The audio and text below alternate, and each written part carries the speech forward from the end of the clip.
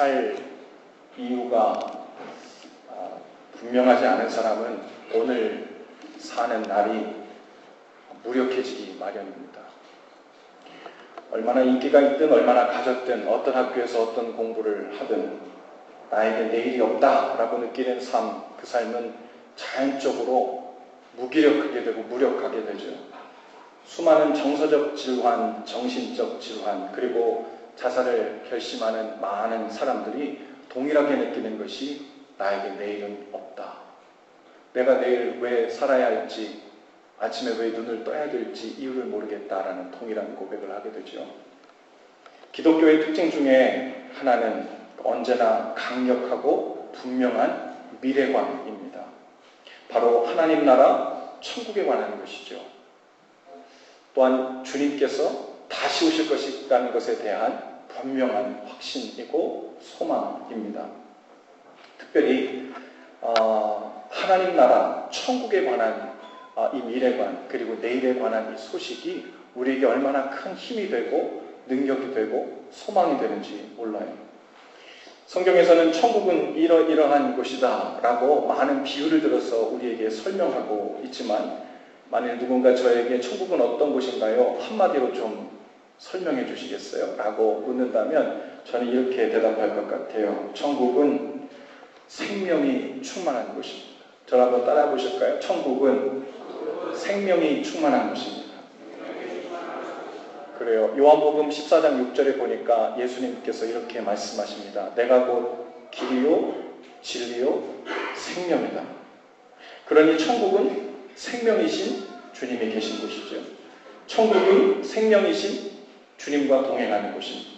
그리고 그 주님이 주시는 생명으로 충만하고 가득한 곳, 그곳이 천국입니다. 그럼 이 생명으로 가득한 천국을 넣어서 이렇게 천국을 좀 설명해 볼 수도 있을 것 같아요. 천국은 살맛 나는 곳, 천국은 살고 싶은 곳, 또 천국은 신바람 나는 곳, 천국은 생기로 가득한 곳, 또 천국은 살리는 일로 가득한 곳. 그리고 이러한 생명의 일들은 곧 하나님의 뜻입니다. 이렇게 생명을 향한 하나님의 뜻이 이루어진 곳, 그리고 이루어지고 있는 곳, 그곳이 바로 천국, 하나님 나라입니다. 천국에 대해서 설명할 때 많은 신학자들이 영어 표현으로 가장 많이 쓰는 문구가 있어요. 그것이 무엇이냐면 already but not yet. 뭐라고요? already but not yet. 하나님 나라를 설명할 때 이 영어 표현을 써요. already but not yet. 하나님 나라는 이미 우리 가운데 already, 이미 와 있다는 거예요. 왜요? 하나님의 뜻인 생명의 일, 살리는 일이 생명이신 예수 그리스도를 통해 이미 우리 가운데 오셨고 이루어지고 있기 때문에 already 하나님의 나라가 우리 가운데 임한 것입니다. 그러나 그것은 부분적인 하나님의 나라죠. 아직 모든 사람이 생명을 얻지 않았어요. 하나님의 뜻이 계속해서 이루어지고 있는 중에 있습니다. 그래서 동시에 but not yet 입니다. 하나님의 나라가 이미 임하여 부분적으로 우리가 경험하고 있으나 아직 완전히 이루어지지 않은 나라, 그것이 바로 하나님 나라입니다. 오늘 본문에서도 하나님 나라에 대한 비유를 이야기하고 있는데요. 즉 하나님의 생명의 일이란 우리들 삶에서 어떤 식으로 일어나는가, 그것을 비유를 들어 우리에게 말씀하고 있는 거예요. 하나님의 나라는 사람이 씨를 땅에 뿌린 것 같으니 그가 밤낮 자고 깨고 하는 중에 씨가 나서 자라되 어떻게 그리 되는지를 알지 못하느니라 그랬어요. 하나님 나라 생명의 일이 어떤 식으로 이루어진다고요? 먼저 씨 뿌리는 일이 일어나야 한답니다. 그리고 우리가 밤낮 자고 깨고 하는, 즉 특별할 것 없어 보이는 일상적인 시간을 보내고 있는 동안에 그 씨앗은 가만히 있는 것이 아니라 싹이 트고 자라고 줄기가 나고 열매가 맺어진다는 거예요. 그런데 도대체 그것이 어떻게 그렇게 되는지를 알지 못한다는 겁니다. 하나님 나라는 마치 그와 같다는 거예요. 같은 본문 말씀을 메시지 성경에서는 이렇게 번역했어요. 한번 잘 들어보세요. 하나님 나라는 어떤 사람이 밭에 씨를 뿌리고는 잊어버린 채 잠자리에 든 것과 같다. 씨는 싹이 터서 자라나는데 그는 어떻게 된 일인지 모른다. 그의 도움 없이 땅이 다 알아서 한다. 처음에는 푸른 줄기를 내고, 다음에는 꽃봉오리를 내고, 그 다음에는 익은 곡식이다. 여기서 하나님 나라에 대한 중요한 사실을 우리가 알게 됩니다. 하나님의 생명의 일이 일어나려면 우선 사람이 씨를 뿌려야 된다는 거예요. 씨앗을 심는다는 것은 다양한 방법이 있죠. 어떤 사람은 기도가 필요한 곳에 기도로 생명의 씨앗을 심기도 하고요. 때로는 우리가 전하는 전도, 말씀이 씨앗이 돼서 우리의 복음을 전하는 그 작은 전도의 문구가 씨앗이 되기도 합니다. 선교와 구제가 필요한 곳에는 물질로 씨앗을 심기도 하고, 상처 치유와 관계 회복이 필요한 곳에는 용서함으로 씨앗을 심기도 합니다. 우리는 모두 씨 뿌리는 사람들이에요. 많든 적든 믿음으로 씨 뿌리는 자들 없이는 생명의 일이 일어나지 않는다는 말이죠. 그럼 하나님 역할은 무엇입니까? 이미 뿌려진 작은 씨에서 싹이 트게 하고 잎이 나게 하고 열매 맺게 하시는 일, 자라게 하시는 일, 그것이 하나님의 역할이에요. 우리 역할은 뭐예요? 믿음으로 씨 뿌리는 일. 여러분, 사실은 이 전체적인 열매 맺는 과정을 생각하면 믿음으로 씨를 뿌리는 일은요, 너무나도 작은 일입니다. 아무나 할 수 있는 일처럼 보입니다. 하나님은 우리에게 그 작은 역할을 주시고는 그렇게라도 우리와 생명을 열매 맺는 일에 동역하기를 원하시는 거예요. 왜요? 생명의 일에 참여하게 하시려고요. 생명의 일이 천국을 경험하는 일이기 때문입니다. 우리 삶을 가장 행복하게 만들어주는 일이 바로 이 생명 열매 맺는 일이기 때문에 그래요. 여러분, 믿지 않는 사람들이라도 이 세상을 가장 재미있게, 보람있게, 의미있게, 가치있게 사는 일이 무엇이냐고 물으면, 물론 세상 쾌락 가운데 살면 재미는 있지요. 근데 뭐가 없을까요? 의미가 없고 가치가 없어요. 가장 세상 살 때 재미있는 일은요, 의미 있고 가치 있고 살맛 나는 일이 우리를 진짜 재미있게 만드는 거예요. 일반 사람들도 훌륭한 삶을 살았다고 인정해주고 박수 쳐주는 그 위대한 위인들, 그 사람들이 막 칭찬하고 박수하고 잘 살았다고, better life를 살았다고 얘기하죠. 어떤 사람들이었어요? 더 많은 생명을 살리거나 그 사는 일을 더욱 풍성하게 만든 사람들이었습니다. 사람은 생명의 일에 참여할 때 가장 행복해지는 겁니다. 그래서 주님은 우리에게 작은 부분을 맡겨주셨어요. 생명의 씨앗을 믿음으로 뿌리는 일입니다. 그리고 나머지는 누가 다 한대요? 땅이 다 알아서 한답니다. 그러면 그 땅은 누가 만드셨고 작동시키는 거예요? 하나님이시죠. 결국 우리가 씨를 뿌리고 나면 하나님이 나머지는 다 알아서 한다는 거예요. 그리고 추수의 때가 되면 그 기쁨을 우리와 동역했으니 함께 나누자고 초청해 주시는 거예요. 얼마나 은혜입니까? 얼마나 거저먹는 기쁨이고 즐거움이에요. 그래서 저는 이 땅에 사는 동안 가장 행복한 사람들을 들라 하면 바로 사람 살리는 일, 생명 살리는 일에 어떤 식으로든 동참하는 인생을 살고 있는 사람들이라고 말하겠습니다. 목회자이든 평신도이든 결국 우리가 모두 해야 할 일은 생명 살리는 일이에요. 살려야 할 영혼들을 마음에 품고 사는 일입니다. 어떤 직업을 가졌든 상관없이 우리 모두는 저마다 영혼들을 품고 기도하고 그들에게 생명이신 예수님을 전하고 생명의 삶을 보여주는 삶을 사는 거예요. 한 영혼을 품고 그 영혼을 위해 기도로 씨앗을 심고, 또 때로는 밥도 사주고요, 책도 사주고요, 커피도 사주면서 씨앗을 심고, 또 라이드가 없는 사람들은 라이드도 제공하면서 씨앗을 심기도 하고요. 또 어떤 사람에게는 재정적인 지원도 하면서 씨앗을 심고, 우리를 다양한 모습으로 부르셨어요. 우리가 할 수 있는 작은 일이지만 하나님 주신 마음으로 기도하면서 생명의 일을 감당할 때 나머지는 하나님께서 싹이 나게 하시고 자라게 하시고 열매 맺게 하실 것을 믿는 것입니다. 어떤 사람들은요, 믿음으로 씨 뿌리는 일 안 하겠대요. 그 이유가 도대체 열매 맺어지는 방식을 이해할 수가 없다는 거죠. 내가 여기에 작은 씨앗을 뿌렸다고 해서 무슨 대단한 일이 일어나는지 통 이해가 되지 않는다는 겁니다. 그것은 합당한 노력의 대가를 지불하지 않고 큰 수확을 기대하는 것과 같다, 이렇게 생각합니다. 그러나 그렇지 않아요.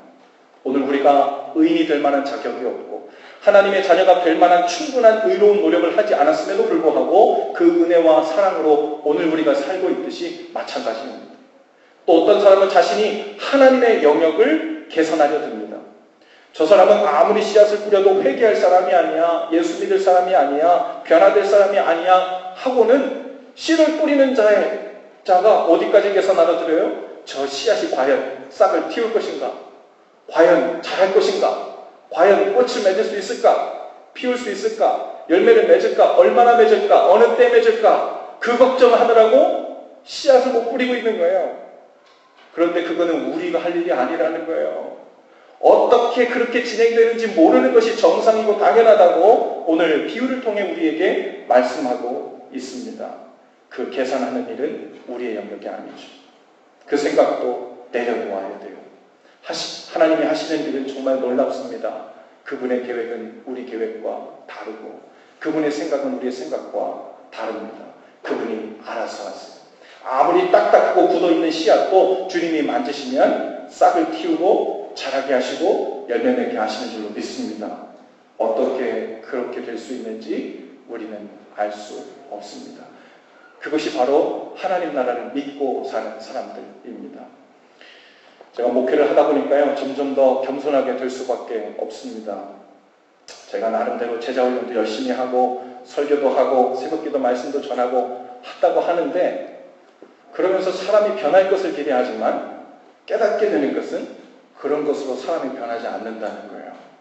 그러면 설교하고 제자훈련하고 또 말씀 전하고 하는 것이 필요 없냐? 그렇지 않아요. 뭐 하는 일일까요? 씨를 뿌리는 일이에요. 씨를 뿌렸다고 열매가 맺어지는 건 아니에요. 나는 씨를 뿌리지만 거기에서 싹이 나게 하고 잎이 나고 줄기가 맺고 꽃이 열리고 열매 맺게 하시는 그 누가 하셔야 된다고요? 하나님이 하시는 일입니다. 결국은 하나님께서 한 개인이나 가정을 삶 속에서 만나주시고 고난을 당하게 하시든 상을 주시든 하나님의 살아계심을 경험케 하신 후에야 그동안 말씀을 듣고 제자훈련을 하고 성경 공부를 했던 그 씨앗들이 비로소 싹을 틔우고 이해하게 되고 삶에서 작동하게 되는 일이 비로소 나타나게 된다는 거예요. 그러니 한 사람이 변하고 한 개인이 변하고 한 가정이 변하는 것은 하나님이 하시는 일이죠. 그러니 몇 명이 모였다, 몇 명이 예배했다, 몇 명이 얼마나 훌륭한 가르침으로 변화되었냐, 그것은 사람의 일이 아니죠. 저는 믿지 않는 가정에서 3남 1녀 중 막내로 태어났어요. 아무도 믿지 않는 가정에서 가장 먼저 제가 믿었죠. 그리고 나머지 가족은 아버지의 반대로 교회에 나가지 못했어요. 그때 제 생각으로는 우리 아버지 같은 사람은 하나님도 포기하실 것 같았어요. 그 완고함과 고집을 꺾느라 애쓰는 것보다 오히려 더 가능성 있어 보이는 다른 사람을 여럿에게 더 관심을 쏟고 구원하시려면 더 효과적일 거라, 그런 생각을 했어요. 그러나 기독교 중학교 2학년 때부터 기도하면서 씨앗을 심기 시작했습니다. 아버지 영혼 구원을 위해 기도했어요. 그때 당시에도 제 나름대로 계산이 있었습니다. 우리 아버지 같은 분은 돌아가시기 전에만 예수님 믿고 세례를 받고 돌아가셔도 기적이야. 그런 계산이 제 안에 돌아가는 거죠. 그래서 그 인간적인 계산 때문에 그렇게 기도했어요. 하나님, 우리 아버지는 돌아가시기 전에만 예수님 믿고 돌아가시게 해주세요. 무려 6년이 지났습니다. 대학교 2학년 때 아버지가 돌아가셨는데 완고한 마음으로 복음을 거절하시던 그분이 돌아가시기 3일 전에 영접기도 하시고 세례를 받으시고 돌아가셨어요. 어떻게 그런 일이 일어날 수 있었는지, 어떻게 그 완고함의 씨앗이 깨지고 싹을 틔우고 있었는지 나는 알지 못합니다. 제가 아는 것은 저는 기도로 씨앗을 심었다는 것, 그것도 반신반의하는 마음으로 6년 동안 아무 일도 일어나지 않고 있다고 생각했었는데 하나님은 아버지의 마음속에서 그동안 더디지만 싹이 나게 하시고 잎이 나게 하시고 하나님의 때에 열매를 맺게 하셨던 거죠. 이슬람 국가 피국에서 사역하고 있는 우리 교회 멤버 루시 선교사님이 오늘 우리 이웃사랑 소식지에도 함께 나왔는데요. 오늘 새벽에 저에게 문자 메시지로 또 사역 나눔을 보내주셨어요. 그중 일부를 마치 오늘 이 시간에 말씀을 위해 준비된 메시지 같아서 여러분과 함께 짧은 구절을 좀 나누려고 합니다. 아주 뜨끈뜨끈한 오늘 새벽에 보내온 선교 소식입니다. 이렇게 글을 적었어요. 목사님, 제가 있는 지역에요, 이 나라를 위한 선생님들의 기도 모임이 한 달에 한 번 있어요. 물론 마음 있는 분들만 참석하시는데요. 지난번 지방에 갔을 때 여호와의 영광이 이 땅 구석구석에 가득한 부흥에 대한 마음을 주셨어요. 그 후에 제 시니어 선생님께, 말하자면 그 선교사님 중에 대부 같은 그런 분들이죠. 그 선생님께 나누었는데 그 선생님도 오래전부터 그것을 기도하고 있었다고 해요. 그 이후에 그 시니어쌤의 추진으로 돌아오는 12월 3일 날이 속해 있는 모든 단체 모임, 그 지역에 계신 모든 분들이 함께 모여 이 나라의 부흥을 위해 기도하기로 했어요. 국적을 초월해서, 교단을 초월해서, 단체를 초월해서 회교에서 돌아온 단체들, 지체들 다 같이 모여서 현지어로 3시간 동안 함께 기도하기로 마음을 모았어요. 그런데 그렇게 결정한 이후 알게 된 사실이 있는데, 오래전 어느 분이 뿌려놓은 씨앗이 자라서 이 땅 곳곳에서 이 땅의 부흥을 위해 기도하고 있었던 현지인들이 있다는 것을 알게 되었어요. 그들도 이번에 함께 모이게 되었습니다. 몇십 명 정도 될 것이라 생각했는데 무려 수백 명의 사람들이 모이게 되었습니다.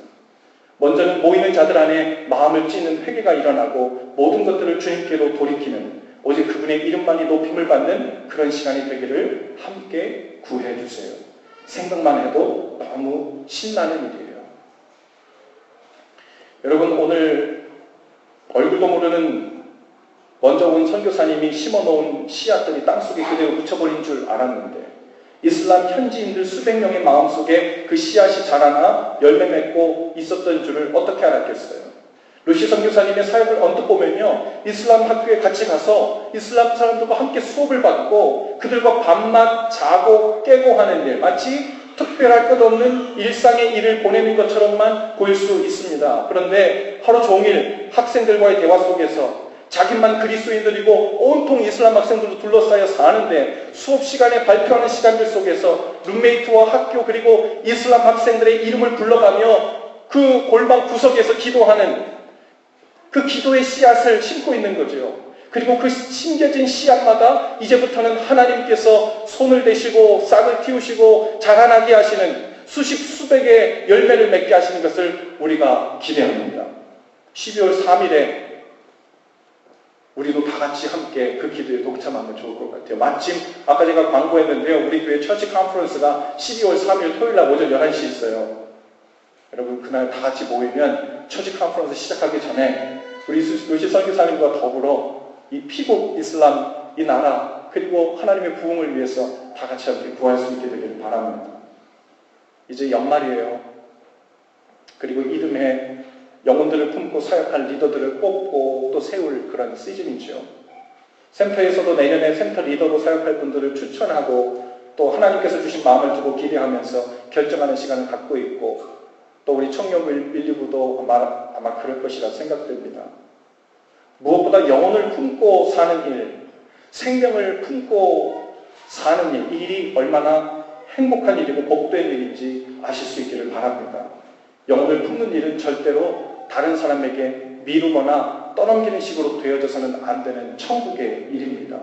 오히려 천국을 침노하는 마음으로, 그 복된 삶을 쟁취하는 마음으로 다가서야, 바짝 다가서서 살아야 될 일이죠. 물론 기본적인 삶의 패턴 때문에 어쩔 수 없이 리더나 팀장 혹은 섬기는 자리에 설 수 없는 분들도 계시지요. 하지만 리더가 아니더라도, 사역팀의 팀장이 아니더라도 우리에게 맡겨주신 영혼들을 마음에 품고 사는 일은 우리 모두가 할 수 있는 일입니다. 어떤 형식으로든 영혼을 품고 씨앗을 뿌리는 일에 헌신하실 수 있게 되기를 바랍니다.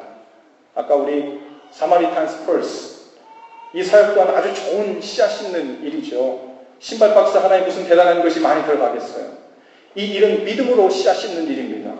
무슨 일이 일어날 수 있을지 계산하지 않고 나머지는 하나님이 다 알아서 자라게 하시고 열매 맺겠다 하시니 그저 순종함으로 씨앗 심는 일이죠. 여러분, 물건을 다 채우시고 나시면 편지를 영어로 써셔서 넣어주셔도 좋을 것 같아요. 내 이름은 누구누구인데 나는 당신이 누군지 이름도 얼굴도 모르지만 당신을 위해 예수님이 주신 마음으로 기도하겠습니다. 아이들이 있으면 그림도 그려서 함께 넣어주셔도 좋고요. 그리고 박스를 완성하면 꼭 그룹별로 혹은 가정별로 박스 위에 손을 얹고 기도하실 수 있기를 바랍니다. 그리고 배로 보내는 거예요. 그것이 어떻게 전달되고 누구에게 전달되고 어떤 일이 일어날지 모르지만 우리가 아는 것은 오직 한 가지입니다. 우리는 재정과 시간과 기도와 믿음으로 씨앗을 심는 거고 나머지는 선하시고 전능하신 하나님이 다 알아서 하실 것을 믿는 것입니다. 할렐루야. 우리 교회 아까 영상 보았지만 아기 학교 사역 때 그런 거죠. 이 조그만 아이들에게 예배하는 거 말씀 들려주고 이것들 통해 무슨 대단한 일이 일어날까 생각할 수 있어요. 믿음으로 씨앗 심는 일이에요. 우리 지금 토요일날 오후에 비전스쿨이 시작되었습니다. 아이들을 대상으로 선교를 위해서 교육하고 기도하고 찬양하는 시간을 갖는데 저 조그만 입술을 가진 아이들이 뭐 대단한 선교에 대한 마음을 품겠나 싶죠? 씨앗을 심는 거예요. 하나님이 거기에 어떻게 싹을 틔우시고 어떻게 자라게 하시고 어떻게 열매 맺을진 아무도 모르는 일이에요. 우리 지난달에 우리 교회에서 그 Children Starving Children 그 음식 패킹하는 데 갔다 왔죠. 음식을 패킹해서 보내는데요. 그 일들을 통해서 하나님께서 그 케냐 땅에 어떤 일을 행하실지 우리는 알 수 없습니다. 하나님은 이게 원하시는 건요. 그 프로세스, 과정, 변화, 열매까지 다 책임지라는 것이 아니에요. 너는 내가 명한 대로 믿음으로 씨앗을 심었느냐. 나머지는 내가 알아서 다 한다는 말을 믿고 있느냐. 그 믿음으로 동참하고 있느냐. 그 씨앗 심는 손길을 원하시는 줄로 믿습니다. 우리 마지막으로 우리 요한복음 12장 24절을 한 목소리 좀 다 같이 읽죠. 시작. 내가 진실로 진실로 너희에게 이르노니 하나님 밀이 땅에 떨어져 죽지 아니하면 한 알 그대로 있고 죽으면 많은 열매를 맺느니라. 여러분, 우리 자신이 떨어져 심겨져야 할 씨앗이기도 합니다. 예수님은 십자가에서 하나의 씨앗으로 떨어져 심겨졌고 온 세상 사람들에게 생명의 열매를 맺게 하셨어요. 오늘 우리가 하나의 씨앗이 되어 심겨져야 될 곳은 어디입니까? 가정에서도 죽은 씨앗이 있어야 생명의 열매가 맺혀지는 거예요. 서로 자신을 내세우고 자기 마음대로 살겠다고 하면 심겨져 죽는 썩어진 씨앗이 없는데 어떻게 가정에서 생명의 열매가 맺어지겠어요? 교회도 마찬가지예요. 앞다투어 섬김의 씨앗이 되어 죽어져 썩어지려고 하셔야 합니다. 내가 죽어 썩어지는 것만 집중하면 돼요. 나머지는 아무리 계산이 안 나오는 것 같아도, 아무리 사람들이 잘 따라주지 않는 것 같아도, 변화되지 않는 것 같아도, 자신처럼 다른 사람들도 섬기지 않는 것 같아도 누가 알아서 하신다고요? 주님이 다 알아서 하신대요. 그것이 주님을 믿고 주님을 따라 사는 일입니다. 주님과 함께 십자가를 지는 삶입니다. 그것이 날마다 천국을 열매로 맺고 사는 삶이죠. 고되고 힘들지만 생명으로 가득한 인생, 살만 나는 인생, 생명이신 예수 그리스도 안에서 사는 복된 인생이 됩니다. 이 천국을 열매 맺고 사는 그러한 삶을 사시는 저와 여러분들 다 되실 수 있기를 주님의 이름으로 축복합니다. 옆뒤 잡은 사시면서 천국을 열매 맺으며 삽시다. 인사하십시다. 천국을 열매 맺으며 삽시다. 우리 앉은 자리에서 우리 헌신 기도를 한 목소리로 함께 하시겠습니다. 주님, 우리에게 명하신 씨앗을 믿음으로 뿌리는 일을 계속하겠습니다. 그리고 나머지를 책임져 주시는 선하신 주님의 손을 의지합니다. 또한 우리가 하나님의 씨앗이 되어 심기워야 할 곳이 어디인지를 깨닫게 하옵소서. 주님 명하신 곳에 심기우고 죽어지는 사명을 감당할 수 있도록 성령님 우리를 도우시고 인도해 주옵소서. 예수님 이름으로 기도합니다.